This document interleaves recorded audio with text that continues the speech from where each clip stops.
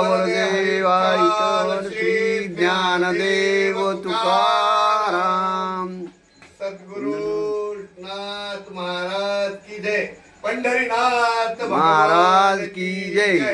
संत ज्ञानेश्वर महाराज की जय। संत तुकाराम महाराज की जय। संत नामदेव महाराज की जय।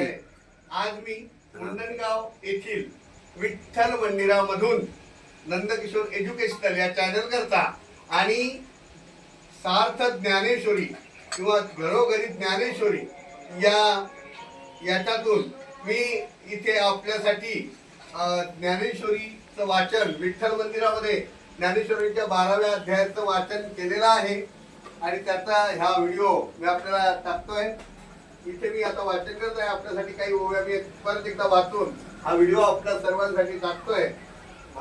घरोघरी ज्ञानेश्वरी या उपक्रमांतर्गत भावार्थ ज्ञानेश्वरी सार्थ ज्ञानेश्वरी या समूहासाठी नंदकिशोर एज्युकेशन ग्रुप। ओम श्री परमात्मने नमः।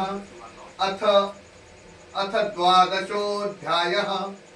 अध्याय 12वा भक्तियोग। जय जय ओ शुद्धे उदार प्रसिद्धे अनवर्त आनंदे वर्षितये विषय व्याळे मिठी दिधलिया नवठी ताटी ते तुझे गुरु कृपा दृष्टी निर्विशेष होय तरी कवना ते तापू पोळी कैसे निवो शोक जाळी दरी प्रसाद रसकल्लोळी पुरिये येसी तू योग सुखाचे सोहळे सेवका तुझे निस्नेहाळे सोहम सिद्धीचे लळे पाळसी तू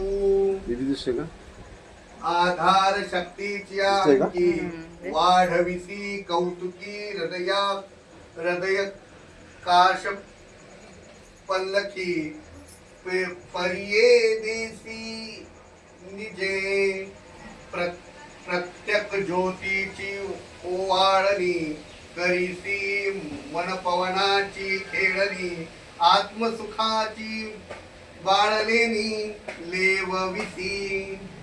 तर अशा पद्धतीने तिथे ज्ञानेश्वरीचं वाचन मी 12व्या अध्याय माझ्यापर्यंत वाचून झालेले आहे आणि विश्वरूप दर्शन 11वा अध्याय वाचला आणि इथे 12वा अध्याय वाचलेला आहे आणि खूप चांगला अनुभव येतोय। आणि आज भगवंताच्या चरणारविंदाजवळ बसून हे ज्ञानेश्वरी वाचण्याचं भाग्य मिळालं म्हणजे करता करविता तोच आहे। वृक्षाचे तुकाराम महाराज म्हणतात वृक्षाचे पान हले त्याची सत्ता राहिली अहंता मग कुठे। म्हणून आपल्या सर्वांना पुन्हा एकदा नमस्कार आणि धन्यवाद। नमस्कार। पुंडलिका वरदेव विठ्ठल श्री ज्ञानदेव तुकाराम।